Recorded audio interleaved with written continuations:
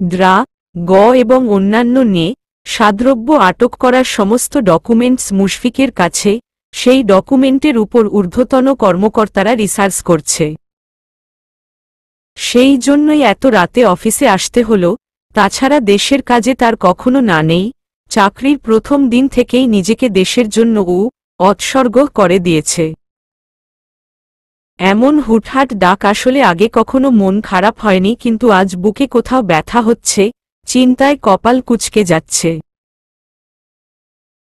প্রায় 3 ঘন্টা কাজ করার পরে কটেজের দিকে রওনা দেয়। রুমে এসে দেখে যেভাবে মিতুকে রেখে গিয়েছিল মিতু সেভাবেই ঘুমিয়ে গিয়েছে। কাপড় পাল্টে মুশফিক মিতুর পাশে গিয়ে শুয়ে পড়ে, ফর্সা গালে কান্নার দাগ স্পষ্ট। সে মিতুকে কাছে টেনে নেয়, কান্না ভেজা গালে ঠোঁট ছুঁয়ে বলল, সরি ফর দ্যাট। ঘুমের মাঝেই মনুষ্য উত্তাপ পেয়ে মিতু গুটিসুটি মেয়ে মুশফিকের বুক ঘেঁষে আসে। মুশফিক পরম শান্তিত্ব চোখ বন্ধ করে। রোদের ঝাপটা চোখে লাগতেই মিতুর ভ্রু কুঁচকে যায়। বিরক্তিতে মুখ দিয়ে শব্দ বের করে নেয়, হাত দিয়ে মুখটা আড়াল করতে চায়, কিন্তু রোদটা আজ খুব দস্যি, মিতুকে জ্বালানোর পণ নিয়েছে বুঝি। সে বিরক্ত হয়ে চোখ খুলে তাকায়, জানালার পর্দা ধরে মুশফিক দাঁড়িয়ে আছে। মুহূর্তেই চোখের পর্দায় ভেসে উঠে রাতের টুকরো মুহূর্তের ছবি। ভীষণ ভালোবাসায় মুশফিক তাকে কাছে টেনে নিয়েছিল, ছুঁয়ে দিয়েছিল, কিন্তু একটা ফোন কলে সব শেষ হয়ে গেল। তার লজ্জা যেন শেষ হয়েও হইল না। তাকে একা রেখে হুটহাট চলে যাওয়ায় সে যেমন অভিমানী হয়েছে, তেমনি মুশফিকের চড়া প্রশস্ত শরীর, তার চোখ, ঠোঁট, নাক এসব দেখে লজ্জায় ঠিকঠাক তাকাতে পারছে না। তাকে তাকাতে দেখে মুশফিক বলল, গুড মর্নিং। মিতু অভিমানে লজ্জায় আবার কম্বল মুড়ি দিয়ে ফেলে। মুশফিকও হাল ছাড়ার পাত্র না, সে বিছানায় বসে কয়েকবার মিতুকে ডাকে, তাতেও মিতু সাড়া না দিলে চুপচাপ কম্বলমুড়ি দেয়া মানবীর দিকে তাকিয়ে বলল, উঠে রেডি হও, আমরা এখনই বেরোব, আজ সারাদিন ঘুরব। মিতু কম্বলের ভেতরেই ভ্রু কুঁচকে নেয়। ঘুরবে? এই মেজরের সময় হবে। মুশফিক আবার তাড়া দিল, উঠো। মিতু মাথাটা বের করে আস্তে করে বলল, কোথায় যাচ্ছি? মুশফিক মিতুর দিকে তাকিয়ে বলল, হানিমুনে। মিতু কিছু না বলে চুপচাপ শুয়ে আছে। তার মন বলছে হানিমুন। দেখা যাবে হানিমুনে গিয়ে বউ রেখে অফিসে চলে আসবে। মিতুকে কিছু না বলতে দেখে মুশফিক বুঝতে পারে নারীর অভিমানের দেয়াল খুবই প্রখর, সামান্য কথায় এই অভিমান ভুলানো সম্ভব না। সে আস্তে করে মিতুর পাশে শুয়ে পড়ে। তার কাজে মিতু রাগী চোখে তাকায়। মিতুর রাগী চোখের তাকানো দেখে মুশফিক হেসে দেয়। মিতু ভ্রু কুঁচকে বলল, হাসছেন কেন? আমার রাগী চেহারা দেখলে সেনারা ভয় থতমত খেয়ে যায়, আর সেই মেজর মুশফিক আহসানের দিকে কিনা এই নরম সরম নারী রাগী চোখে তাকায়, তাকে ভয় পাওয়াতে চায়। আশ্চর্য! মিতু অভিমানে টইটুম্বুর হয়ে গেল। সেই অভিমানী চেহারা দেখে মুশফিক বলল, তা বউ একটু রাগী চোখে তাকালে ভয় পেতেই পারি। বউয়ের কাছে মেজর, কর্নেল সব তুচ্ছ। মুশফিকের কথায় মিতু খুশি হয়, কিন্তু ভাবে তা প্রকাশ করে না। গতকাল রাতে দুজনের একটু কাছাকাছি আসা যেন মিতুর লজ্জার পরিমাণ বাড়িয়ে দিয়েছে দ্বিগুণ। এই যে মুশফিকের সাথে কথা বলতে ইচ্ছে করছে, কিন্তু মুশফিকের দিকে তাকালেই রাতের কথা মনে হচ্ছে, মুশফিকের নরম আদর, উষ্ণ ছোঁয়া। মিতু ঠাই মুশফিকের দিকে তাকিয়ে থাকে। মুশফিক মিতুর হাত টেনে তার বুকে রেখে বলল, তুমি কথা না বললে হৃৎপিণ্ডের চলাচল বন্ধ হয়ে যাবে মিতুল। মিতু বলল, কথা বলছি তো। আমার কাজ সম্পর্কে তোমার নিশ্চয়ই ধারণা আছে। সেনাবাহিনীদের কখনো ছুটি হয় না, যখনই ডাকবে নিজেকে হাজির করতে হবে। রাতে তোমাকে ছেড়ে যেতে আমারও কষ্ট হয়েছে, রাগ করে থেকো না প্লিজ। মিতু বুঝে কিন্তু তার মন বুঝে না, মন সারাক্ষণ মুশফিকের বুকে ঝাপটি মেরে থাকতে চায়। সে মাথা নাড়িয়ে বলল, রাগ করিনি। মুশফিক তার হাত ছেড়ে গালে ধরে বলল, তাহলে কেঁদেছ কেন? মিতু মুশফিকের দিকে তাকিয়ে আছে। মুশফিক আলতো করে গা ছুঁয়ে দিচ্ছে, পুরনো অনুভূতি তাজা হয়ে ফিরে আসছে, মিতুর গা শিহরিত হচ্ছে। আমার খুব খারাপ লেগেছে, কষ্ট পাচ্ছিলাম, তাই কেঁদেছি। মুশফিক খুবই নরম কণ্ঠে বলল, সরি, আমি নিরুপায় ছিলাম।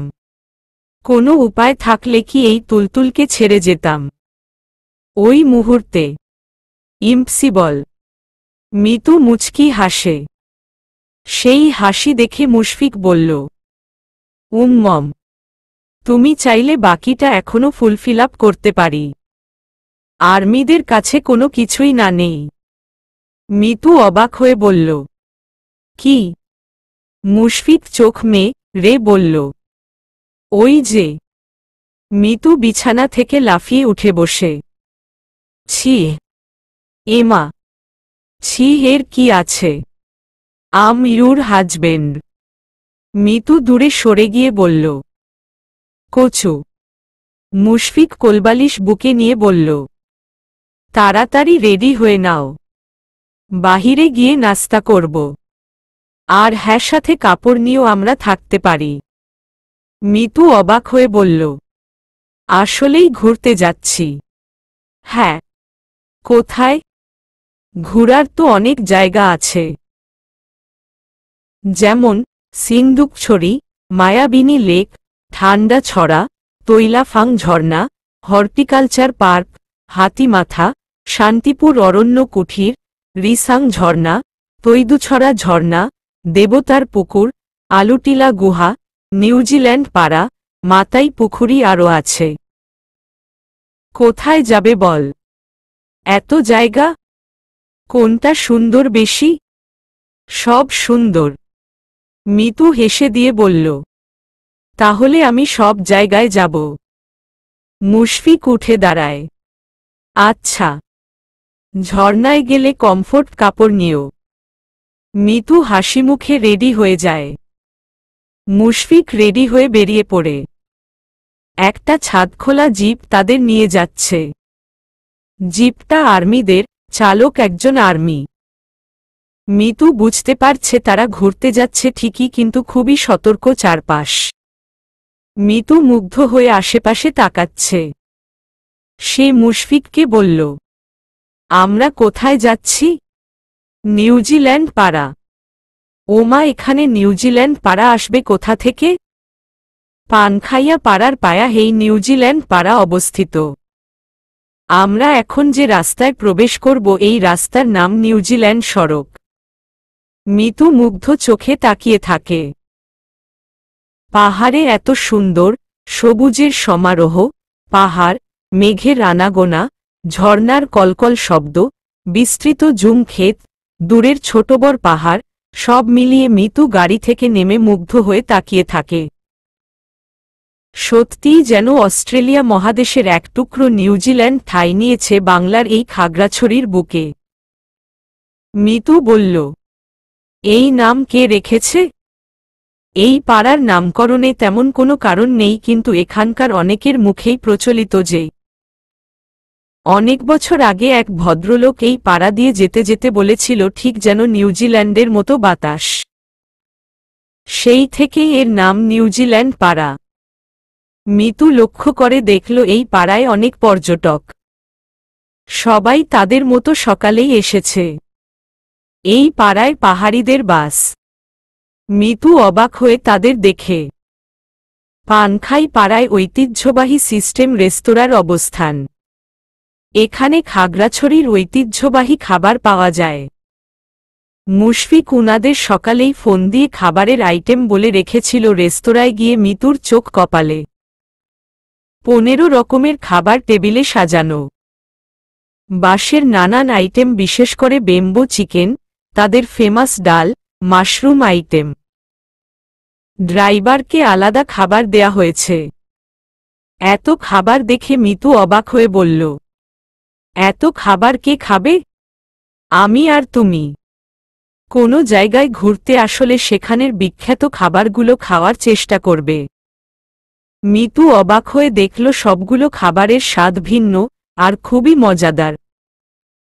দুজনে খাবার খেয়ে আবার বেরিয়ে পড়ে। মুশফিক বলল, এখন আমরা স্বর্গের সিঁড়িতে যাব। স্বর্গ? অবাক হওয়ার কিছু নেই। এটার নাম স্বর্গের সিঁড়ি, কিন্তু এটা স্বর্গে যায় না, যাওয়া যায় হাতিমাথা পাহাড়ের চূড়ায়। পাহাড়ের মাথাটা হাতির মাথার মতো দেখতে, তাই এর নাম হাতির মাথা। 2015 সালে স্থানীয়দের চলাচলের জন্য 12 লাখ টাকা খরচ করে নির্মাণ করা হয়। এখানে 300টি সিঁড়ি আছে। এই সিঁড়ি পেরোলেই হাতির মাথার সৌন্দর্য উপভোগ করতে পারবে। মিতু সিঁড়ি পেরোতে পেরোতে অবাক হয়ে চারপাশে তাকাচ্ছে। পাহাড় ও জঙ্গলের মাঝে দিয়ে এই সিঁড়ি বয়ে গেছে। মুশফিক শক্ত করে তাকে ধরে হাঁটছে। মিতু হাত ছাড়াতে চাইলে সে বলে, নিচের দিকে তাকিয়েছ? পড়লে আমার বউ শেষ। মিতু হেসে উঠে। অনেক কষ্ট করে মিতু হাতির মাথার পৌঁছায়। মুশফিকের কষ্ট হয়নি, সে নিয়মিত এর চেয়ে বেশি হাঁটে, তার অভ্যেস। মিতু মুগ্ধ চোখে চারপাশে তাকাচ্ছে। চারপাশে তাকিয়ে মিতু মুগ্ধ হয়ে যায়। এত সুন্দর চারপাশ, এতক্ষণের সব কষ্ট নিমিষেই দূর হয়ে যায়। উপর থেকে নিচ পর্যন্ত দেখা যাচ্ছে। মিতুর মনে হচ্ছে সে একটা পাখি, তার নিচে পাহাড়, ঝর্ণা, সব। মিতু মুগ্ধ হয়ে পাহাড় দেখছে আর মুশফিক মুগ্ধ হয়ে তার স্ত্রীকে দেখছে। খুবই সাদাসিধা পোশাক পরনে, কালো টপসের সাথে সাদা জিন্স, চুলগুলো জুটি করে রাখা, এতেই তার কাছে মিতুকে অপরূপ লাগছে। মুশফিক পেছনে থেকে মিতুকে জড়িয়ে ধরে। ভালোবাসি। মিতু প্রত্যুত্তরে বলল, আমিও। আমি বেশি। আমি তার চেয়েও বেশি। মুশফিক মিতুর কপালে চুমু দিয়ে বলল, দেখা যাবে। মিতু মুশফিকের হাত শক্ত করে ধরে রেখেছে। জিপ গাড়ি পাহাড়ের আঁকাবাঁকা রাস্তা দিয়ে সাই সাই করে ছুটে যাচ্ছে। পাহাড়ি রাস্তার ড্রাইভাররা নিঃসন্দেহে খুব দক্ষ হয়, তা না হলে এমন সরু, পাহাড় ঘেঁষা আঁকাবাঁকা রাস্তা দিয়ে এত নিপুণভাবে গাড়ি চালানো সম্ভব না, অথচ কত সুন্দর করে গাড়ি চালাচ্ছে। মিতু মুগ্ধ চোখে দূরের ছোট বড় পাহাড়ের দিকে তাকিয়ে আছে। ইস, এত সুন্দর! মিতু হাত দিয়ে চেপে মুশফিকের শক্ত বাহু ধরে রেখেছে। মিতুর ধরার ধরন দেখেই মুশফিক মিতুর উত্তেজনার রেশ টের পায়। মেয়েটা জীবনের প্রথম এমন সুন্দর দৃশ্য দেখছে, একটু উত্তেজিত তো হবেই। প্রথম যখন যে ট্রান্সফার হয়ে এখানে আসলো, প্রথম কয়েক মাস পাহাড়, আকাশ, চাঁদ, পাহাড়ের বুনো বাতাস এসবের উপর মুগ্ধ ছিল। এত সুন্দর লাগতো, দেখা যেত রাতের অর্ধেকাংশ ছাদেই কেটে যেত। রাতের আকাশ ভরা তারা, চাঁদ, ঠান্ডা বাতাস যেন ফিসফিস করে শান্তির বার্তা নিয়ে আসত। এই কয়েক বছর থাকতে থাকতে এখন অভ্যস্ত হয়ে গিয়েছে।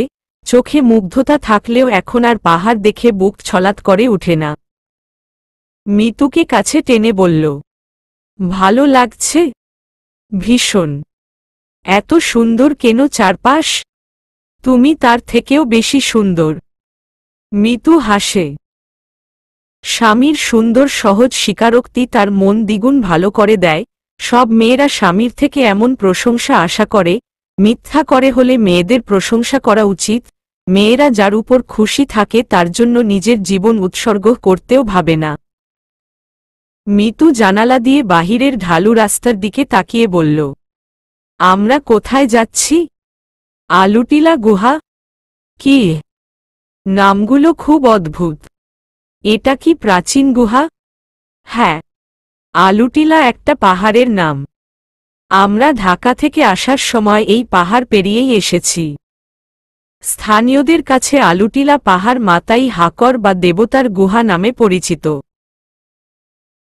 মুশফিক কথা বলতে বলতেই গাড়ি থামে। সে আর মিতু হেঁটে গুহার দিলে যায়। ড্রাইভারকে বলে সামনে ঝর্ণার রাস্তায় গিয়ে থাকতে। মিতু মুশফিকের হাত শক্ত করে ধরে রেখেছে। মুশফিক গুহায় প্রবেশের আগে মূল গেটের কাছে থেকে দুজনের জন্য টিকিট কাটে। জনপ্রতি টিকিটের মূল্য 40 টাকা। মুশফিক মশাল নিল। মিতু ভ্রু কুঁচকে বলল, এটা কি? মশাল? কি করবেন এটা দিয়ে? মুশফিক কিছু বলার আগেই একজন গাইড মশালের আগুন জ্বালিয়ে দিল। মুশফিক মিতুর দিকে তাকিয়ে বলল, গুহার ভেতরে অন্ধকার, আমাদের রাস্তা চলতে সুবিধার জন্যই এই মশাল নেওয়া। মিতু অবাক হয়ে বলল, অন্ধকার? এটা কত বড় গুহা? এই গুহার দৈর্ঘ্য কত? এই গুহার দৈর্ঘ্য 350 ফুট। মিতুর কেমন ভয় ভয় লাগছে সে বলল, পেরোতে কতক্ষণ লাগবে? মুশফিক মশালের লাল আলোয় মিতুর ফ্যাকাশে চেহারাটা দেখে বলল, বেশি না 10 থেকে 15 মিনিট। মিতু নিশ্চুপ হয়ে আছে। তার মনে হচ্ছে পাহাড়ের বৃদ্ধ ভূতেরা তার পেছনে আসছে। মানুষের কথাগুলো কেমন গমগমে শব্দে ছড়াচ্ছে। মুশফিক বলল, তুমি কি ভয় পাচ্ছ? মিতু মাথা নেড়ে বলল, হ্যাঁ। ভয়ের কি আছে? আমি আছি না, আমি থাকতে মিতুলের গায়ে টোকা দেওয়ার হিম্মত কারো নেই। মিতু জানে মুশফিক কাছে থাকা মানে সে নিরাপদ। সে আশেপাশে ভয় ভয় তাকিয়ে হেঁটে যায়। আশেপাশে আরও মানুষ আছে, তারাও হাঁটছে। একটা মেয়ে পাথরে হোঁচট খেয়ে নিচে পড়ে যায়। পিচ্ছিল পাথর হাতে লাগাতে ভাবে সাপ। সে ভয় সাপ সাপ বলে চিৎকার দিয়ে গুহা কাঁপিয়ে তুলে। মেয়েটার চিৎকারে মিতুও ভয় পেয়ে চিৎকার দিয়ে ওঠে। মুশফিক মিতুকে বুকে জড়িয়ে নেয়, আস্তে করে বলে, শান্ত হও। মিতু সাপে খুব ভয় পায়। সে বলে, সাপ না, এখানে পর্যটকরা আসে, সাপ না আসার ব্যবস্থা করে রাখা আছে, নিশ্চয়ই অন্য কিছু। মশালের আলোতে দেখা যায় এটা একটা চিকন লম্বা পাথর। মুশফিক মিতুর দিকে তাকিয়ে পা চালিয়ে বের হয়ে আসে। গুহার বাহিরে এসে যেন মিতুর বুকে প্রাণ ফিরে আসে। তার দিকে তাকিয়ে মুশফিক বলল, তুমি এত ভীতু? মিতু গাল ফুলিয়ে বলল, এই একদম ভীতু বলবেন না। অন্ধকার আর সাপ একটু ভয় পাই। তাছাড়া আমি সাহসী। আগে বলতে এই গুহায় না যেতাম। না গেলে সারা জীবন আফসোস থেকে যেত যে কি নাকি আছে এই গুহায় দেখলাম না। মিতুর কথায় মুশফিক হেসে বলল, আর কি সামনে যাবে নাকি বাসায় ফিরে যাবে? মিতু অবাক হয়ে বলল, বাসায় যাব কেন? বেলা 12টা বাজে মাত্র। তোমার ফ্যাকাশে চেহারা দেখে বললাম। মিতু মুশফিকের পাথরকোদা বুকে আলতো আঘাত করে বলল, আমি মোটেই ভীতু না।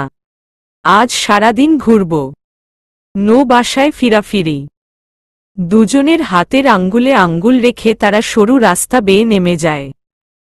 পাহাড়ের কোল ঘেঁষে পর্যটকদের সুবিধার কথা চিন্তা করে সিঁড়ি বানানো হয়েছে। মুশফিক আর মিতু সেই সিঁড়ি ধরেই হেঁটে যাচ্ছে।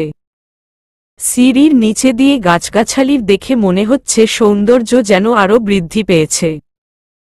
মিতু হাঁটতে হাঁটতে ক্লান্ত হয়ে গেল। আমরা আর কতক্ষণ হাঁটব? বেশি না একটু। কোথায় যাচ্ছি?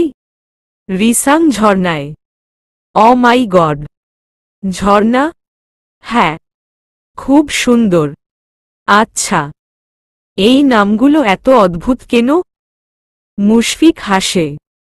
খাগড়াছড়ি জেলার মাটিরাঙ্গা উপজেলার সাপমা রা গ্রামে রিসাং ঝর্ণার অবস্থান।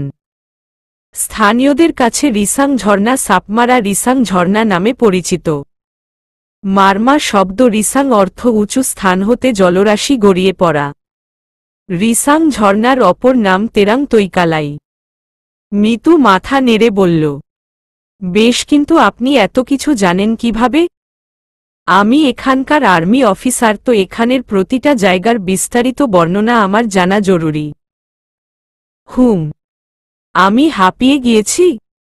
ঝর্ণাটা এত সুন্দর যে সব কষ্ট নিমিষেই দূর হয়ে যাবে। মুশফিক মিতুর চেহারার দিকে তাকিয়ে বলল, বেশি কষ্ট হচ্ছে? মিতু আর কিছু বলার আগেই মুশফিক তার বলিষ্ঠ হাত বাড়িয়ে মিতুকে পাঁজকোলা করে নেয়। হঠাৎ শূন্যে ভেসে যাওয়াতে মিতু চিৎকার দিয়ে ওঠে, আল্লাহ! মুশফিক অবলীলায় হেঁটে সামনে যাচ্ছে।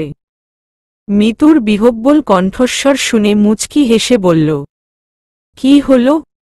কোলে নিয়েছেন কেন? তুমি বললে না হাঁটতে কষ্ট হচ্ছে, তাই বলে কোলে নেবেন? আমি থাকতে আমার বউ কষ্ট না পাক। মিতু হাত দিয়ে মুশফিকের ঘাড় আঁকড়ে ধরে রেখেছে। এমন আরামে থাকার জন্য হলেও একটা বিয়ে করা অতীব গুরুত্বপূর্ণ। তাই? হ্যাঁ। আপনার কষ্ট হচ্ছে না? না, এইটুকু ওজন নিয়ে অভ্যেস আছে। মিতু মুশফিকের গলা জড়িয়ে তার বুকে মিশে যায়। মুশফিকের চোখজোড়া মুহূর্তেই শিকারী হয়ে যায়, চোখের তারায় বিরাজ করে বন্য এক হিংস্রতা। মিতুর গালে নাক ছুঁয়ে বলল, কি হচ্ছে? এত কাছে এসেছ কেন? এটা পাবলিক প্লেস না। মিতু যেন খানিক লজ্জা পেল। সে তো কাছে যায়নি, বরং মেজরই কাছে এসেছে, অথচ তাকে কি বলছে এসব? মেজর খুব খারাপ, পাজি। তাদের থেকে কয়েক গজ দূরে একটা মেয়ে শার্ট প্যান্ট পরা, মুখে মাস্ক, মাথায় ক্যাপ, চোখের চশমা হাতে নিয়ে বেশ দূরত্ব রেখেই হাঁটছে।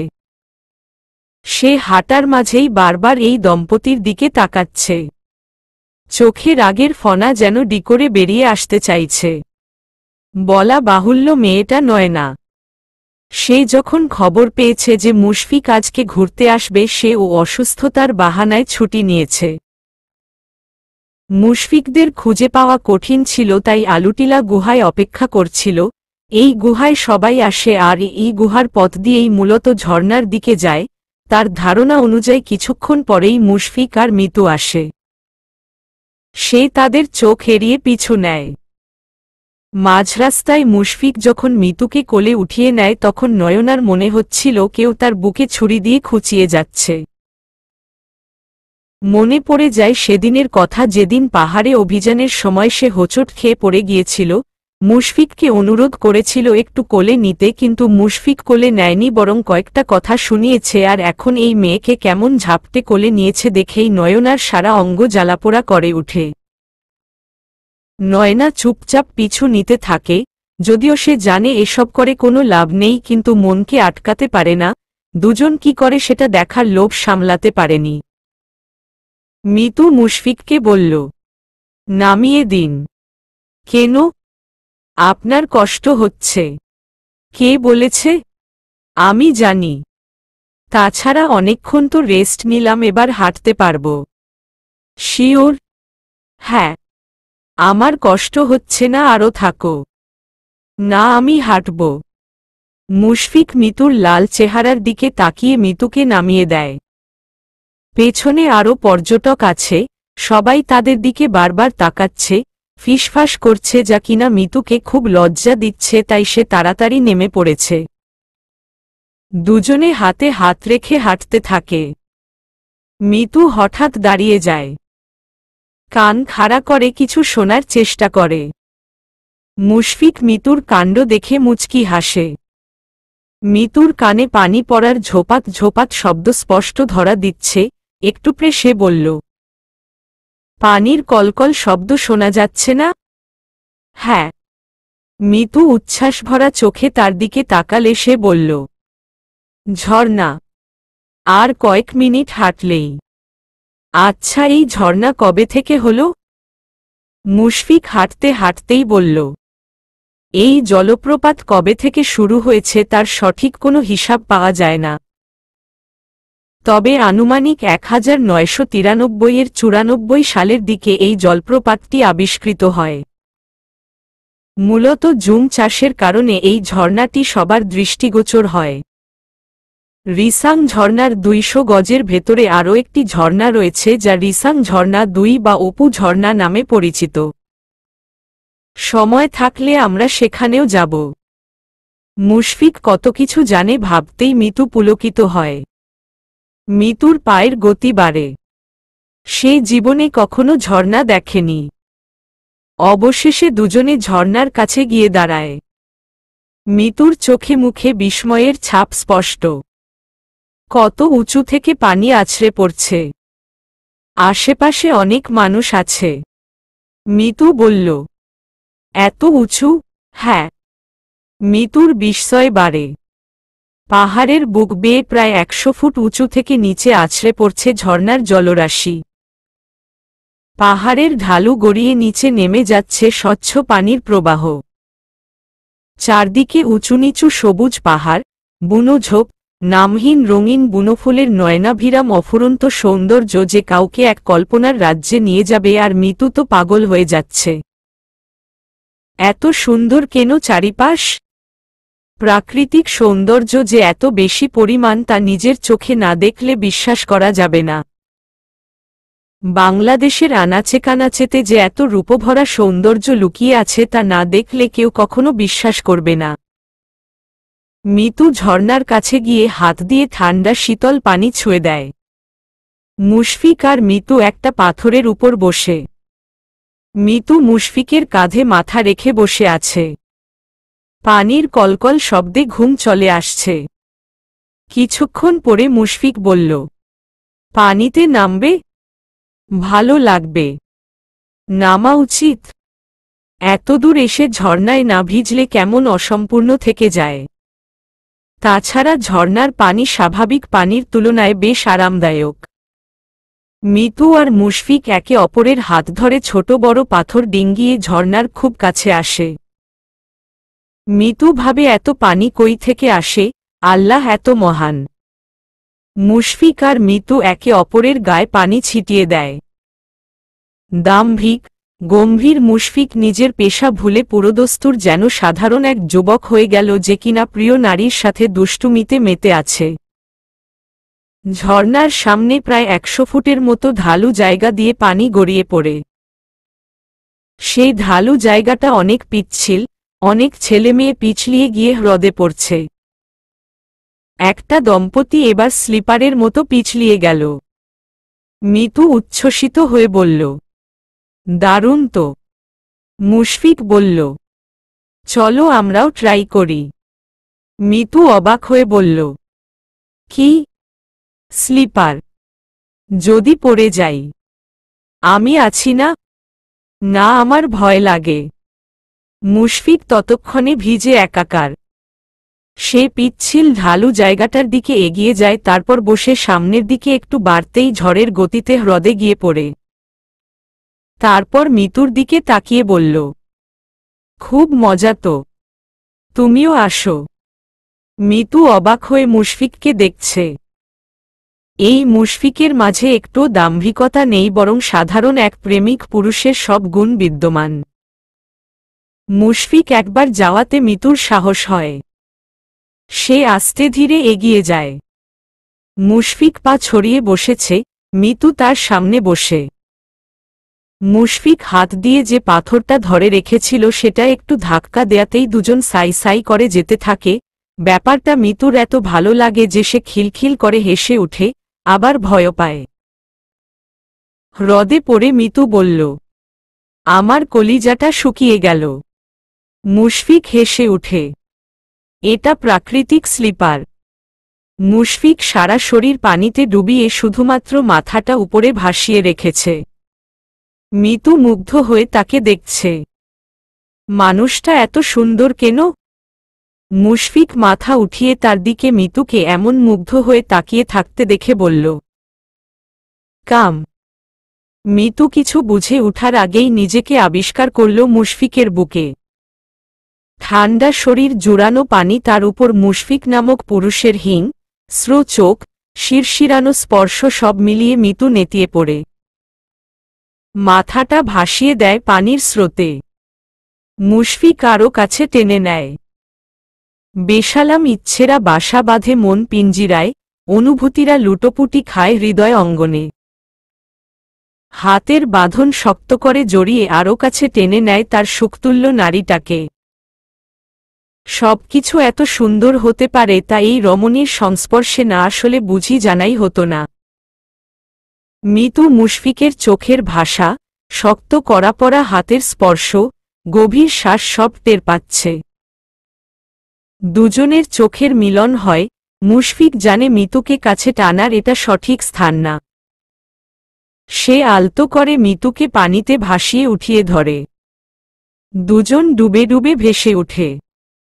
মুশফিক সবাইকে উপেক্ষা করে, মিতুর নরম পানিতে ভেজা ঠোঁটের ভাঁজে তার পুরুষালী ঠোঁট ছুঁয়ে দেয়। মিতু খিলখিল করে হেসে ওঠে। এই পুরুষের ছোঁয়া এত সুখের লাগে কেন? রিসাং ঝর্ণার পানিতে দুজন ভেসে ভেসে আনন্দে আনন্দিত হল। মুশফিক গাড়িতে বসেও এদিক ওদিক সতর্ক চোখে তাকাচ্ছে। তার কেমন শরীর ভার লাগছে, যখন কোনো বিপদ আশেপাশে থাকে তখনই তার এমন লাগে, অস্বস্তি হয়, শরীর ভার লাগে। ঝর্ণা থেকে এমন লাগছে মনে হচ্ছে হিংস্র কোনো চোখ তাদের দিকে ধারালো দৃষ্টি মেলে তাকিয়ে আছে। অল্পবয়সী কয়েকটা ছেলে ঘুরে ফিরে মিতুর দিকে তাকাচ্ছিল। আরেকটা ব্যাপার ওখানে নয়না ছিল। ক্যাপ, মাস্ক, যাই পর না কেন মুশফিকের দক্ষ চোখের কোনো হতে এড়ানো অসম্ভব। মিতুকে বলেনি নয়নার কথা, ও কি আনন্দে আছে এই মেয়ের কথা বলে সময়টা নষ্ট করতে চায় না। যদিও কোনো রিসোর্টে থাকার কথা ছিল কিন্তু মুশফিক রেস্টুরেন্টে দুপুরের খাবার খেয়ে বাংলোতে চলে এসেছে। মিতুকে রেখেই অফিসে ছুটেছে। মিতু গাল ফুলিয়ে বলল, আপনি আমার জন্য ছুটি পেয়েছেন এখন অফিসে কেন? মুশফিকের ভ্রু কুঁচকে আছে। সে বলল, একটা জরুরি কাজে যাচ্ছি, ইনফর্ম করেই চলে আসব। তুমি দরজা আটকে বসে থাকো। মেইন ডোরে কেউ কলিং দিলেও খুলবে না। আমি আসলে চাবি দিয়েই খুলব। মনে থাকবে? মিতু মাথা নেড়ে বলল, থাকবে। মুশফিক চলে যাওয়ার পরে মিতু মুশফিকের শার্ট নিয়ে বিছানায় শুয়ে পড়ে। শার্টটা নাকে চেপে ধরে মুশফিকের ঘ্রাণ পায়। আশ্চর্য, সে তো এতক্ষণ মুশফিকের সাথেই ছিল কিন্তু এমন লাগছে যেন পারলে মুশফিককে তার বুকের খাঁচায় আটকে রাখত। মন তাকে বলল, এই পুরুষটা ভয়ঙ্কর প্রেমিক পুরুষ মিতু। মিতু বলে, আমার এটাই চাই। মাগরিবের আজান হয়ে যাচ্ছে। মিতু বিছানা ছেড়ে উঠে বসে। সূর্য বিদায় নেয়ার পর্ব শেষ কিন্তু চারদিকে এখনও আলো বিদ্যমান। মিতুর পরনে ট্রাউজার আর গেঞ্জি। ঘণ্টাখানেক ঘুমানো হয়েছে। মিতু হাতের মোবাইলটার গ্যালারি ওপেন করে। সেখানে জমা হয়েছে নতুন কিছু ছবি। মিতু একটা একটা করে ছবি দেখছে। ছবিতে মুশফিককে আরও বেশি সুন্দর লাগছে। বেশিরভাগ ছবিতেই হয় মুশফিক তার দিকে তাকিয়ে আছে, না হয় সে মুশফিকের দিকে তাকিয়ে আছে। ঝর্ণার কাছে গিয়ে উঠানো ছবিগুলো বেশি সুন্দর হয়েছে। একটা ছবিতে মুশফিক তাকে পেছনে থেকে জড়িয়ে রেখেছে। দুজনের মুখাবয়ব হাস্যোজ্জ্বল। মিতু ছবিটা তার লকস্ক্রিনে দেয়। তখনই টুংটাং করে মোবাইলে মুশফিকের কল আসে। মিতু খানিকটা সময় নিয়ে ফোনটা রিসিভ করে। 2 দিন তার হওয়ার কথা ছিল কিন্তু এই লোক কিনা তার সময়টা অফিসেই কাটিয়ে দিচ্ছে। ওপাশ থেকে মুশফিকের গলার স্বর শোনা যায়, মিতু। মিতু, শুনতে পাচ্ছ? জি। কি করছো? বসে আছি। কেউ এসেছিল? মিতু অবাক হয়ে বলল, কোথায়? বাসায়। মিতু উত্তর না দিয়ে পাল্টা প্রশ্ন করে, কেউ আসার কথা ছিল নাকি? মিতু, যা জিজ্ঞেস করছি তার উত্তর দাও। কেউ বোধহয় আসেনি। এতক্ষণ আমি ঘুমিয়েছিলাম, আসলেও জানি না। আচ্ছা, মিতু আস্তে করে বলল। কখন আসবেন? একটু পরেই আসছি। মিতু ফিসফিস করে বলল। মিস করছি। আসছি। ওকে। মুশফিক ফোন রাখার আগে আবার বলল। মিতু, তুমি ঠিক আছো তাই না? হ্যাঁ। শোন, বাহিরে অন্ধকার হয়ে গিয়েছে। ভুল করেও এখন বাহিরে যাবে না। কেউ আসলে কোনো শব্দ করবে তো দূর দরজার কাছেই যাবে না, বুঝেছ? বুঝেছি। মুশফিক ফোনটা রেখে স্বস্তির নিঃশ্বাস নেয়। এতক্ষণ জেনারেল অফিসার আর সে গোপন এক অভিযান নিয়ে আলোচনা করছিল। আজকে মুশফিক রিসাং ঝর্ণার কাছে অপরিচিত কিছু সন্দেহভাজন ছেলেকে লক্ষ্য করেছে। সে শতভাগ নিশ্চিত যে তারা পর্যটক না। কারণ পর্যটকরা প্রাকৃতিক সৌন্দর্য না দেখে কেন সাধারণ মানুষকে খুঁটিয়ে খুঁটিয়ে দেখবে? সেনাবাহিনীর নিরাপত্তাকর্মীদের জানানো হলে তারা নিশ্চিত করে যে মা.পা 4-এর যে দল আছে আজকে সে দলের কাউকেই নজরে আসেনি, সুতরাং এই ছেলেগুলো নতুন, যেন সন্দেহ না করা হয় আর খুব সহজেই সৈনিকদের আক্রমণ করা যায়। মুশফিকের তীক্ষ্ণ ভ্রু আরও কুঁচকে যায়। ছেলেগুলো মিতুর দিকে বেশি তাকাচ্ছিল, তাই তো আর কোথাও যায়নি, এমনকি রিসোর্টেও থাকেনি, বরং বাসায় চলে এসেছে। এই কটেজ যেহেতু সেনানিবাসের আওতায়, তাই এখানে সার্বক্ষণিক সৈনিকরা পাহারায় থাকে। ঝুঁকি নেই। মিতুকে নিয়েই তার যত চিন্তা। কিছু দিনেই যেন মেয়েটা তার হৃৎপিণ্ড হয়ে গিয়েছে, ওর কিছু হয়ে যাওয়া মানে সে ভেঙে পড়া। মিতুর সাথে কথা বলে তার কিছুটা ভালো লাগছে, যদিও এত সহজে কোনো কালপ্রিট এই এরিয়ায় প্রবেশ করতে পারবে না, কিন্তু মিতুর ক্ষেত্রে সে কোনো ঝুঁকি নিতে রাজি না। জেনারেল অফিসারের সাথে কথা শেষ করে সে কটেজে ফিরে আসে। লক খুলে ভেতরে প্রবেশ করে। মিতু রান্না করছিল, দরজা খোলার শব্দ পেয়ে সে পিছু না ফিরেই বলল, সাদা ভাত আর পাহাড়ি মুরগি রান্না করছি। পাহাড়ি মুরগি আপনার ফেভারিট না? মুশফিক সিভিল ড্রেসেই বেরিয়েছিল।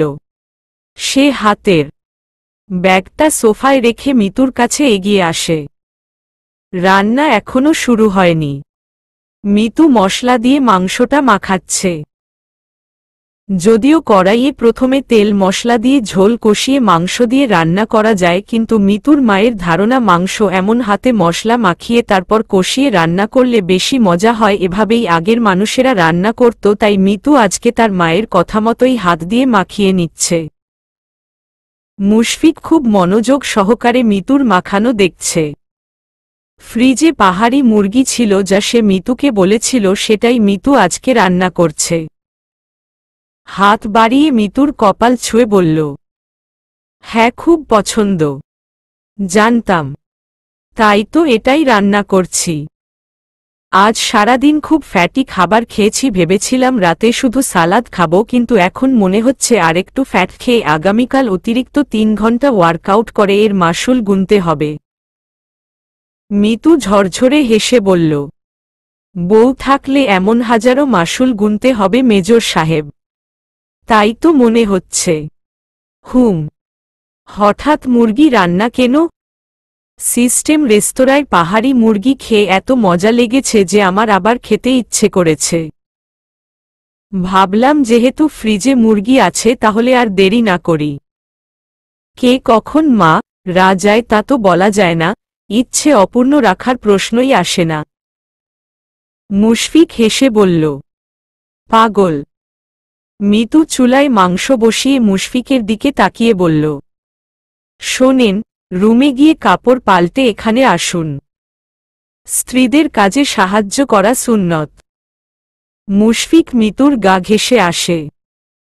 খোলা ঘাড়ে নাক ছুঁয়ে বলল, তুমি কি চাইছো আমি তোমাকে সাহায্য করি? হ্যাঁ, কারণ আপনি আশেপাশে থাকলে আমার শান্তি লাগে, মন ফুরফুরা থাকে। মুশফিক মুচকি হাসে। মিতু সব কথা খুব সহজে বলতে পারে, এই ব্যাপারটা তার বেশ লাগে। মুশফিকের এই আলতো ছোঁয়ায় মিতুর পা কেঁপে উঠে। হাতের কাঠি রেখে কোমরে হাত দিয়ে মুশফিকের দিকে রাগী চোখে তাকিয়ে বলল, কি হচ্ছে? বউকে আদর করছি, এটাও সুন্নত। মিতু হেসে ফেলে। প্লিজ কাপড় পাল্টে আসুন। মুশফিক যেতে যেতে আবার পিছু ফিরে তাকায়। মিতু, দরজা যদি আমি না খুলে অন্য কেউ খুলত? তুমি তো পেছনে ফিরে তাকাওনি, কিভাবে বুঝতে? মিতু হাসিমাখা মুখে বলল, আপনি আশেপাশে থাকলে আমি বুঝি। শুনতে হাস্যকর হলেও এটাই সত্যি যে আমি আপনার গায়ের একটা স্মেল পাই, অন্যরকম একটা মিষ্টি ঘ্রাণ। মিতুর কথায় মুশফিক হাসে। ভালোবাসাপূর্ণ চোখে তাকিয়ে উপরে চলে যায়। তার মিনিট 5 পরেই মিতুর কাছে এসে উপস্থিত হয়। মুশফিককে দেখে মিতু খুশিই হয়। চুলাটা দেখিয়ে বলল, হুম, মেজর সাহেব থেকে এবার শেফ হয়ে যান। মুশফিক মাথা নাড়ে, তারপর চুলার কাছে যায়। মিতু চুলে হাত খোপা করতে করতে উপরে যাওয়ার রাস্তা ধরে। মুশফিক অবাক হয়ে বলল, এই, আমাকে এখানে একা রেখে তুমি কোথায় যাচ্ছ? মিতু হাসে। উপরে যাচ্ছি। মুশফিক ভ্রু কুঁচকে বলল, তাহলে আমি কি করব? মিতু সাবলীল ভাষায় বলল, রান্না করবেন। আর তুমি? কাজ আছে। মিতু প্রজাপতির মতো উড়ে উড়ে রুমে চলে যায়। মুশফিক হতবাক হয়ে তাকিয়ে থাকে, মুখ দিয়ে বলল, আশ্চর্য। তারপর নিজেই হেসে ফেলে। সে মেয়েটাকে এতই চায় যে একটু দূরত্বও সহ্য হচ্ছে না। সে রান্নায় মন দেয়। পাহাড়ি মুরগি বলে সেদ্ধ হতে সময় লাগছে। মুশফিক উপরে উঠে আসে। মিতু উপরে গিয়েছে, আধা ঘন্টা হতে চলল, কিন্তু এখনো একটাও শব্দ নেই। মুশফিক রুমে এসে মিতুকে পায় না। বাথরুমের দরজায় টোকা দিয়ে বলল, মিতু। মিতু তখন মুখে সাবান দিচ্ছিল। সে বলল, হ্যাঁ। বাথরুমে কি করছো? বাথরুমে মানুষ কি করে? মিতুর কথায় মুশফিক হাসে। সে কি বোকার মতো প্রশ্ন করছে? আসলেই। কিছুক্ষণ পরে মিতু নিচে আসে। চুল ভেজা, ভেজা চুল বেয়ে টুপটাপ পানি পড়ে গায়ের জামা ভিজে একাকার। তার হাতে হেয়ার ড্রায়ার। মিতুকে এমন অবস্থায় দেখে মুশফিক চুপচাপ তাকিয়ে থাকে, বুকে বুঝি টিপটাপ কিরে ওঠে।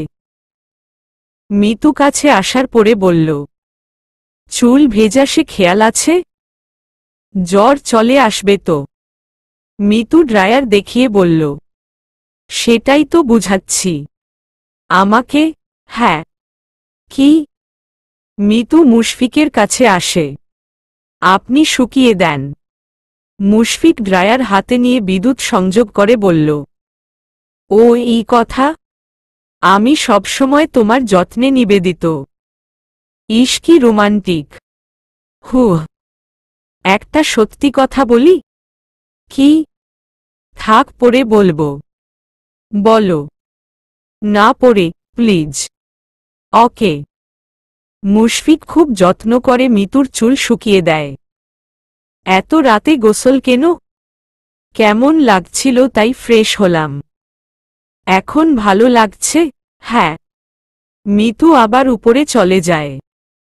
মুশফিক আরও কিছুক্ষণ পরে রান্না শেষ করে উপরে যায়। উপরে গিয়ে যেই না বলতে যাবে, মিতু তোমার খাবার রেডি, কিন্তু কথাটা আর বলা হলো না, কথা মুখেই আটকে থাকে। তার চোখ বিছানার উপর আটকে যায়, বুকের স্পন্দন বাড়ে দ্বিগুণ। সাদা বিছানায় লাল পরী বসে আছে। মুশফিক ধীর পায়ে এগিয়ে আসে, গা ঝিমঝিম করছে। মিতু তার দিকে তাকিয়ে হাসে, কিন্তু হাসিটার মাঝে নার্ভাসের আভাস স্পষ্ট ফুটে আছে। রুমের সবগুলো লাইট ঝালানো। উজ্জ্বল রুমে মুশফিক মিতুর দিকে অপলক তাকিয়ে থাকে। মিতুর নার্ভাস হাসি নজর এড়ায় না। সে বলল, কি ব্যাপার? মিতু মাথা নেড়ে বলল, কোনো ব্যাপার নেই। মুশফিক বিছানার কিনারায় এসে দাঁড়ায়। মিতু। মুশফিকের ঘনস্বরের ডাকে মিতুর বুকের কাঁপন বাড়ে। নিঃশ্বাস আটকে যায়। হুম, কি হয়েছে? আমার ইচ্ছে করছিল আপনার দেয়া প্রথম শাড়িটা পরি, তাই পরলাম। মুশফিক মিতুর দিকে মুগ্ধতা ভরা চোখে তাকিয়ে বলল, খুবই সুন্দর লাগছে। দূর পাহাড়ের গা ঘেঁষে ছুটে চলা দুরন্ত ঝর্ণার মতো স্নিগ্ধ, শীতল, মায়াবী আর মুশফিকের দেয়া উপমা শুনে মিতুর ঠোঁটের কোণে মুচকি হাসি ফুটে ওঠে। সে বলে, আর কি? আকর্ষণীয়, এতটাই আকর্ষণীয় যে চুম্বকের মতো কাছে টানার ক্ষমতা লক্ষণীয়, আমাকে। মিতু লজ্জা পেল। আর সে লক্ষ্য করল লজ্জায় তার কান দিয়ে কেমন গরম বাতাস বের হচ্ছে। নার্ভাসনেসে পেট ব্যথা শুরু হয়ে যাচ্ছে। অথচ মুশফিককে আগেই কাছে টানার দরকার ছিল। উনি সময় দিয়েছে সেটা মুখে বললেও অন্তরে নিশ্চয়ই মিতুকে খুব কাছে চাইত, সেটা না বললেও মিতু বুঝে। তাছাড়া সে আর মুশফিক দুজনেই ম্যাচিউর। গতকালই সব হতে পারত, কিন্তু মিতু আর ভাবতে চায় না। তার কেমন লাগছে? মিতুর লজ্জামাখা চেহারা দেখে মুশফিক তাকে স্বাভাবিক করতে বলল, আমার জন্যই সেজেছ? হুম। তাহলে প্লিজ লজ্জা পেও না আমার জন্য, যেহেতু সেজেছ তাহলে আমাকে দেখতে দাও। দেখি। মিতু এবার সত্যি সত্যি হাত দিয়ে মুখ ঢেকে বলল, ইস, তাকাবেন না। কি করব? মিতু বিছানার একপাশে রাখা আলতার কৌটাটা দেখিয়ে দেয়। মুশফিক আলতা হাতে নিয়ে অবাক হয়ে বলল, এটা সেই আলতাটা না যেটা আমি বিয়ের আগে দিয়েছিলাম? হ্যাঁ। তুমি এটা এখনো রেখেছ? রাখব না। আপনার দেয়া কিছু আমার কাছে খুবই স্পেশাল। মুশফিক ততক্ষণে হাঁটু মুড়ে ফ্লোরে বসে পড়েছে। মিতুর নিটোল, নরম, ফর্সা পায়ের দিকে কিছুক্ষণ তাকিয়ে থাকে। মেয়েটা আসলেই সুন্দর, এই যে পাগুলো কি সুন্দর, মোলায়েম। মুশফিক খুব যত্ন করে আলতা দিতে থাকে।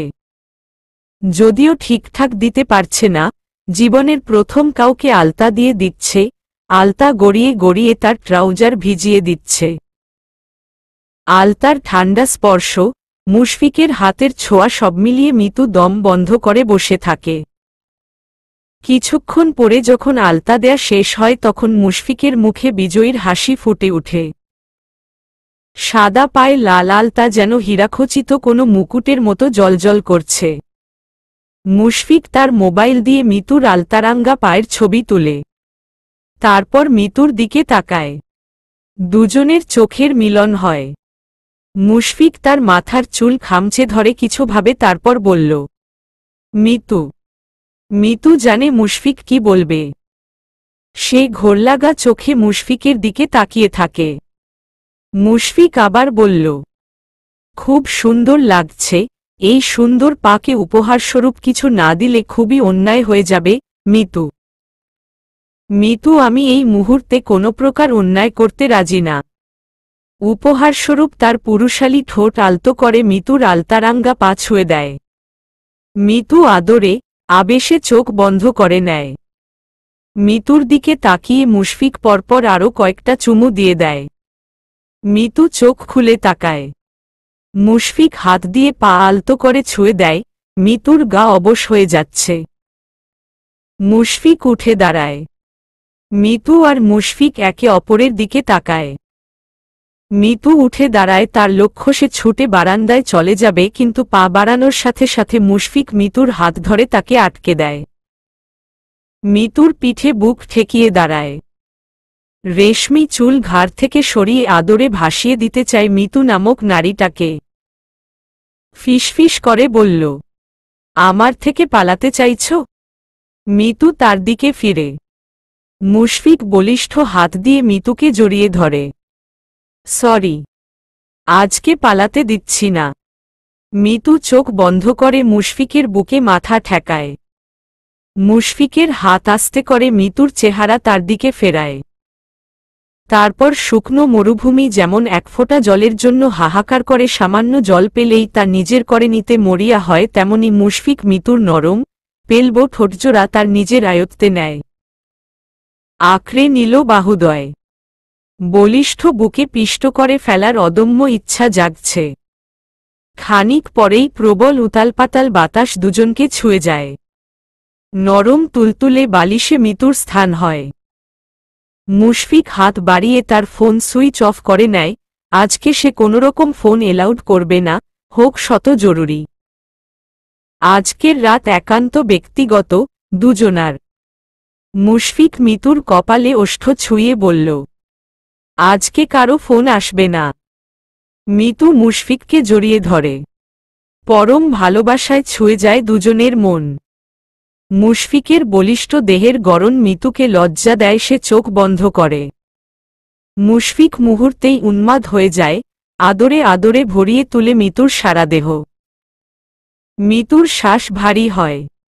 এলোপাথারি চুমু আঁকে মুশফিকের মুখে। উন্মাদনায় ভারী হয় রুম। ঝর্ণার মতো নিজস্ব ছন্দে ছুটে যায় দুজনে। এক অনবদ্য সুখের সূচনা হয়।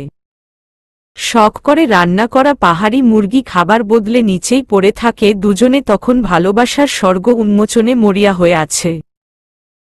মুশফিক উঠে পড়েছে, এখনো ফজরের আজান দেয়নি। সে ফ্রেশ হয়ে মিতুকে ডাকে।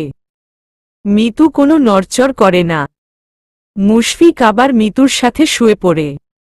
মিতু বিড়ালের মতো সরে আসে, জড়িয়ে ধরে তার হিমশীতল ঠান্ডা শরীরটা। মুশফিক হাসে, মিতুকে শ্রুতিমধুর করে ডাকে। কয়েকবার ডাকার পরে মিতু চোখ খুলে তাকায়। লাইটের আলোয় মুশফিকের মায়াবী মুখটা দৃশ্যমান। মিতু আরও গভীরভাবে মুশফিকের বুকে ঝাঁপতে আসে। বুকে নাক ঘষে চুপ করে থাকে। মুশফিক এলোমেলো খোলা চুলে হাত ভুলিয়ে বলল, উঠো, ফ্রেশ হও, আমরা দুজন একসাথে নামাজ পড়ব। মিতু মাথা নাড়ে, পিটপিট চোখ খুলে তাকায়। এই মুহূর্তে তার খুবই লজ্জা পাওয়ার কথা ছিল, লজ্জায় মুখ লুকানোর দরকার ছিল, কিন্তু তার শুধুমাত্র একটুখানি লজ্জা লাগছে। মুশফিককে এখন আরও আপন লাগছে। এক রাতের ব্যবধানে একটা মানুষকে এত আপন লাগবে কেন? মিতুর লাল ঠোঁটের ভাঁজে কিঞ্চিত মুচকি হাসির রেখা ফুটে ওঠে। তা দেখে মুশফিক বলল, হাসছ কেন? মিতু মাথা নেড়ে বলল, এমনি। মুশফিক মিতুকে পুতুলের মতো উঁচু করে নেয়। এমনি তো নিশ্চয়ই না। কেন বলো শুনি? আপনাকে খুব আপন লাগছে। এটা তো হবারই ছিল। কেন? আমাকে আপন লাগাই তো স্বাভাবিক। মুশফিকের মুখের মুচকি হাসি দেখে মিতু যেন না বলা কথা বুঝে যায়, তার লজ্জা যেন তরতরিয়ে বাড়ে। সে মুখ লুকিয়ে নেয়। মুশফিক আর মিতু একসাথে ফজরের নামাজ আদায় করে। মুশফিক মিতুর কোলে শুয়ে কোরআন তেলাওয়াত করে। মিতু মুগ্ধ হয়। মুশফিকের গলার স্বর যে এত সুন্দর তা আগে খেয়াল করা হয়নি। ভোরের আলো এখনো ফুটেনি। মুশফিক আর মিতু বারান্দায় গিয়ে দাঁড়ায়। মিতু ঝটপট চা করে এনেছে। দুজনে ভোরের মিষ্টি হাওয়া গায়ে মেখে চা খায়। মুশফিক মিতুকে এক হাতে জড়িয়ে ধরে। মিতু। মিতু দূর পাহাড়ের দিকে তাকিয়েছিল, মুশফিকের ডাকে তার দিকে তাকায়। মুশফিক আস্তে করে বলল, আল্লাহর কাছে লাখো কোটি শুকরিয়া, তোমার মতো একজন জীবনসঙ্গী পেয়েছি। মিতু মুশফিকের উজ্জ্বল চোখের দিকে তাকিয়ে বলল, এটা আমার বলার কথা ছিল, আমি আপনাকে পেয়ে সত্যিই খুব দামি কিছু পেয়েছি।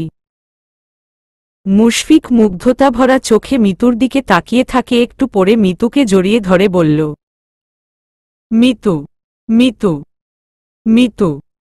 মিতুর মুখে সুখের হাসি ফুটে ওঠে। নিজেকে নতুনভাবে আবিষ্কার করতে পেরে কেমন পাখির মতো উড়তে ইচ্ছে করছে। মুশফিকের আদুরে স্পর্শ এখনো যেন তাজা। তার লাজুক হাসির দিকে তাকিয়ে মুশফিক বলল, তুমি আসলেই তুলতুলে। মিতু মুশফিকের পুরু ঠোঁটে আলতো করে চুমু দেয়। মুশফিক হেসে প্রত্যুত্তর দেয়। মুশফিক বলল, আমার পার্সোনাল লাইফ আর প্রফেশনাল লাইফ আলাদা।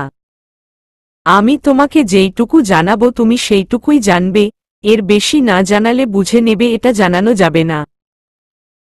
ঠিক আছে? আচ্ছা। তুমি একজন মেজরের স্ত্রী।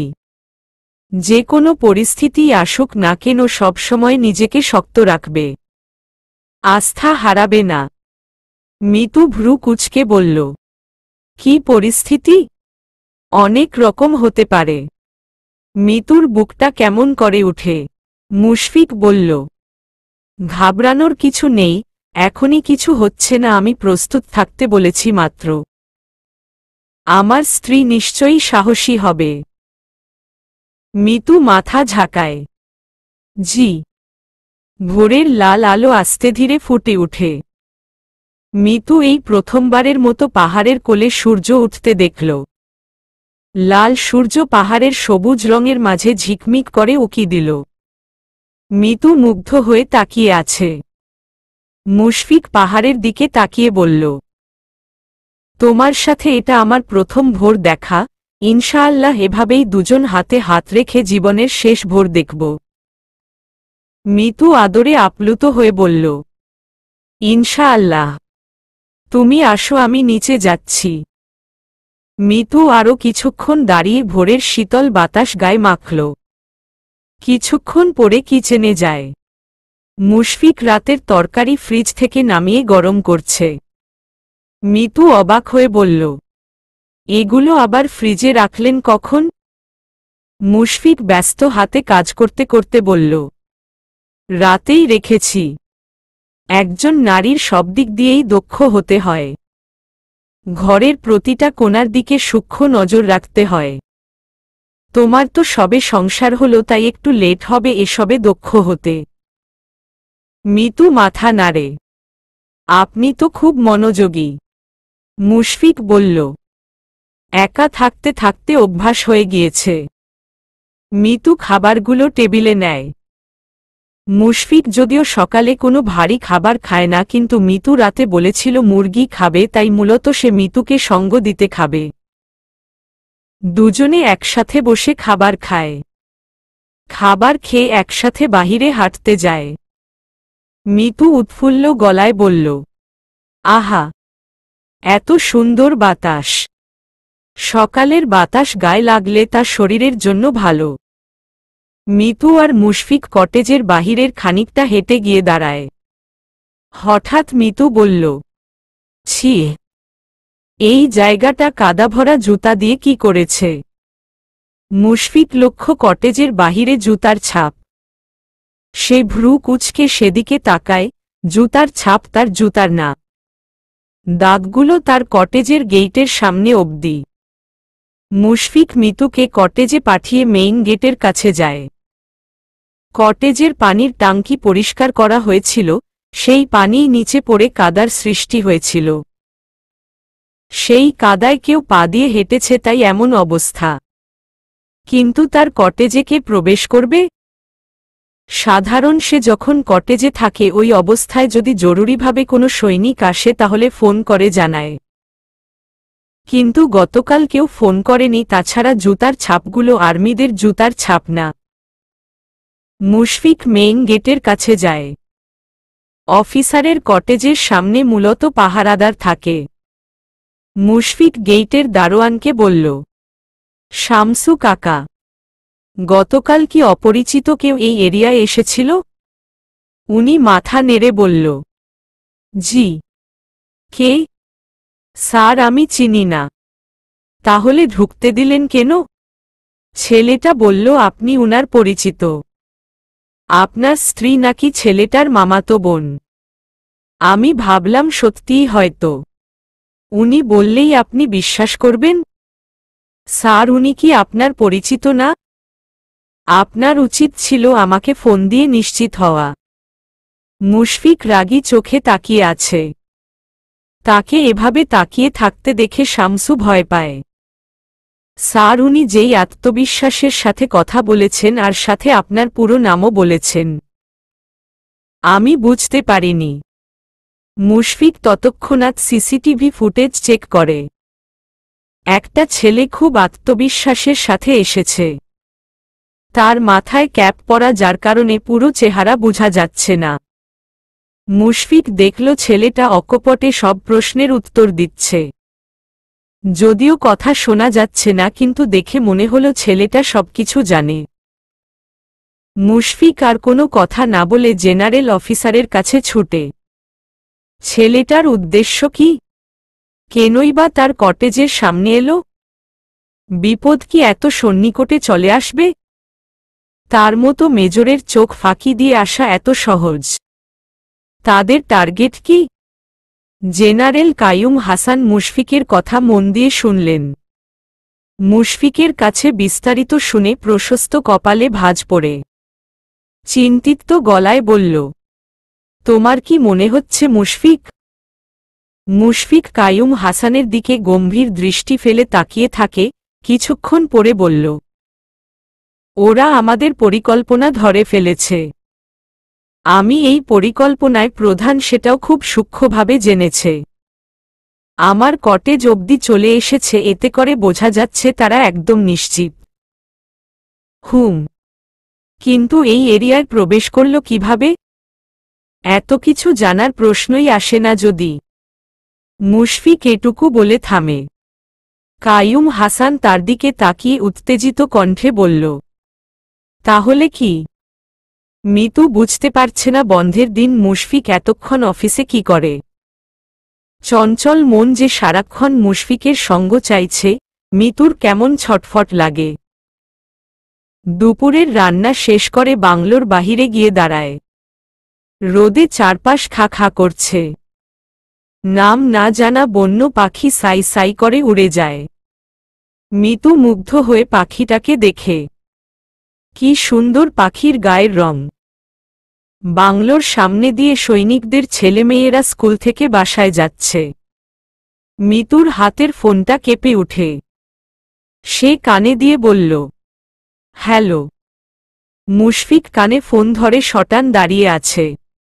মিতু, আমি দুপুরে এক জায়গায় যাচ্ছি। তুমি খেয়ে দরজা জানালা আটকে ঘুমিয়ে যাও, শরীরটা ভালো লাগবে। মিতুর বিষণ্ণ মন আরো ঘন কালো অন্ধকারে ছেয়ে যায়। শান্ত কণ্ঠে বলল, আচ্ছা। মুশফিক দূর থেকেও শান্ত কণ্ঠে বিষণ্ণতার রেশ খুঁজে পেল। নিজের খেয়াল রেখো। সন্ধ্যায় আসব। ফোনটা হাতে নিয়ে মিতু চুপচাপ দাঁড়িয়ে থাকে। বর ডিফেন্সে জব করে, প্রথমেই জানা ছিল সে একটু কম সময় পাবে। স্ত্রীর আগে দেশ উনার কাছে প্রথম। মিতুর মনে পড়ে মুশফিকের বলা কথাটা, মিতুকে ধৈর্যশীল হতে হবে। মিতু ব্যথাতুর মন নিয়ে ভেতরে যায়। একা একা ভাত খায়, তারপর উপরে গিয়ে শুয়ে পড়ে। কিন্তু ঘুমাতে পারে না। ছটফট করেই সারা বিকেল কাটিয়ে দেয়। কখন যে চোখ লেগে গিয়েছিল সেটা মনে নেই। মাগরিবের আজান হয়ে গিয়েছে। মুশফিক অন্ধকার বাংলোটার দিকে তাকায়। মিতু ঘুমাচ্ছে, তাই কোনো বাতি ঝালানো নেই। সে নিঃশব্দে রুমে প্রবেশ করে। শাওয়ার নেয়, তারপর মিতুর কাছে আসে। ঘুমন্ত চেহারায় মায় লেপটানো। সে হাত বাড়িয়ে গাল ছুঁয়ে দেয়। মিতু ঠান্ডা হাতের স্পর্শ পেয়ে কপাল কুঁচকে নেয়। মুশফিক ডাকে। মিতু চোখ খুলে মুশফিককে দেখে হাসে। ঘুম ঘুম কণ্ঠে বলল, এতক্ষণে এসেছেন? আমি সারাদিন মিস করেছি। আমিও। তাহলে এতক্ষণে আসলেন কেন? আগে কেন আসা গেল না? কাজ ছিল। মিতু মুশফিকের দিকে তাকিয়ে থাকে। মুশফিক মিতুর গালে হাত রেখে বলল, এখন চলে এসেছি, আর মিস করে মন খারাপ করতে হবে না। মিতু উঠে বসে। সুদর্শন পুরুষ অজানা এক মায়ামাখা চোখে তার দিকে তাকিয়ে আছে। মিতু সেদিকে তাকিয়ে বলল, চা খাবেন? মুশফিক মাথা নেড়ে সম্মতি জানায়। মিতু ফ্রেশ হয়ে কড়া লিকারে এক মগ চা বানিয়ে আনে। মুশফিক মগ দেখে বলল, মগে কেন মিতু? এত চা কে খাবে? মিতু মুচকি হাসে। মুশফিকের পাশে বসে মগে আগে নিজে ছোট এক চুমুক দেয়। মুশফিক নারীর মনোবাসবা বুঝতে পারে। স্ত্রীর পাগলামিতে আশকারা দেয়। আচ্ছা। মুশফিক বেশ সাবলীলভাবে মিতুর স্পর্শ করা জায়গায় ঠোঁট ছোঁয়ায়। মিতু হাসে, মুশফিকও হাসে। মিতু বলল, বিয়ের পর যদি কোনো স্বামী স্ত্রী চা খায় তাহলে একসাথে এক মগে চা খাওয়া উচিত। তাহলে ভালোবাসা বাড়ে। মুশফিক যত্ন করে চা খেতে খেতে বলল, তাই নাকি? হ্যাঁ। মুশফিক মিতুকে জড়িয়ে ধরে বলল, ওহ, আপনি আমাদের ভালোবাসা বাড়াতে চাচ্ছেন? মিতু হাসে, হুম। আমাদের ভালোবাসা এমনিই খুব বেশি, তুমি চাইলে আরও বাড়াতে পারি, এখনই। মুশফিক আওর চোখে তাকিয়ে মুচকি হাসে। মিতু সেই হাসির দিকে তাকিয়ে শিহরিত হয়। মুশফিক মিতুর লাজুক মুখের দিকে তাকিয়ে বলল, তুমি লজ্জা পেলে এত সুন্দর লাগে কেন? মিতু হেসে বলল, ফ্লার্টিং করছেন? আপনিও এসব করতে পারেন নাকি? সব পুরুষই এসব পারে, কেউ জানায় না। তাই নাকি? আর কয়জনের সাথে এই পারা জিনিস করা হয়েছে? কারো সাথে এসব করার সুযোগ পাইনি। ছোটবেলায় পড়ালেখা নিয়ে এতই ব্যস্ত ছিলাম যে আমার পাশে কোনো মেয়ে বসলেও আমার অস্বস্তি হতো, ভাবতাম পড়ায় সমস্যা হবে। পড়ালেখার পোকা মাথায় এত গভীরে চলে গিয়েছিল যে আশেপাশে তাকানোর সুযোগ পাইনি। চাকরিতে জয়েন করার পরে দায়িত্ব, কর্তব্য এমন করে ঝাপটে ধরলাম যে এসবে মন দেইনি, আসলে ইচ্ছে করেই প্রেম করিনি। মিতু অবাক হয়ে বলল, তাই? সত্যি? হ্যাঁ। এত সুদর্শন যুবক প্রেমহীন এত বছর কাটিয়ে দিয়েছে? দিল তো। তবে এখন মনে হচ্ছে প্রেম সাগরে পড়েছি, শুধু পড়েই ক্ষান্ত হইনি, হাবুডুবু খাচ্ছি। মিতুর কেমন সুখের অনুভূতি হল। পুরুষের প্রথম ভালোবাসার মানুষ হওয়া নিঃসন্দেহে ভাগ্যের কথা, কিন্তু এই ভালোবাসা রণ অবধি থাকলেই তবেই সে ভাগ্যবতী। সে মুশফিকের কড়াপড়া শক্ত হাতের তালুতে নিজের কোমল নরম হাত সঁপে দিয়ে বলল, কোনো মেয়ে আপনাকে পছন্দ করেনি? মুশফিক হেসে বলল, পছন্দ করত, এত সুন্দর ছেলেকে অপছন্দ করার কারণ নেই, কিন্তু যখন দেখত আমি পোড়ায় জমে আছি তখন আর কাছে আসত না। কয়েকজন তো আমাকে বলেছে আমি নাকি খুবই আনরোমান্টিক। এটা বলেছে নাকি? মুশফিক ঠোঁট চেপে হাসে, হ্যাঁ। ইস, এই কথাটা মোটেই ঠিক কথা না। আমার বর খুব রোমান্টিক। মুশফিক মিতুর খোলা চুল হাতে ধরে নাড়াচাড়া করে বলল, তাই? হ্যাঁ। আমার জায়গায় থাকলে টের পেত। ওরা মিস করল। মিস করার জন্য ধন্যবাদ না করলে আমি আপনার প্রথম নারী হতাম কি করে? প্রথম স্পর্শ পেতাম কি করে? মুশফিক আদরে মিতুর কপালে চুমু খায়। ভীষণ আবদার ভরা গলায় বলল, আমার খুব খিদে পেয়েছে মিতু। কি রান্না করেছ? মিতু ঝটপট খাবার গরম করতে মিতু উঠে যায়। সে যাওয়ার পরেই হাসজ্জ্বল মুশফিকের চেহারা গম্ভীর হয়, চিন্তায় কপালে ভাঁজ পড়ে। কপালে দুহাতের আঙ্গুল চেপে ধরে ভাবে, মেয়েটাকে আমার কাছে এনে কি ভুল করলাম? বউ তো, এত দূরে সরিয়ে রাখি কি করে? মতিন তার ছোট ছেলের দিকে তাকিয়ে বলল, এত দূর গেলি উপরে উঠে দেখতে পারলি না কি অবস্থা? উঠা যায় কি না? রাজু মাথা নাড়িয়ে বলল, না আব্বা, চেষ্টা করছি, কিন্তু ওই বেডা হহুত চালু উডনের কোনো রাস্তা নাই। খুব রিস্ক নিয়া গেছি, আর আমি শিউর মাইয়াডারে নিয়ে ওই ঘরই থাকে। মতিন গালে দুইটা পান গুজে দেয়। মেজইরা বেশি উড়তাছে, এইবার পাখনা কাইটটা দেমো। সা লায় আমার লাখ টেহার লস দিছে, এখন ওর কলিজায় আমি ফুডা কইরাম। মজা বুঝুক। চলবে।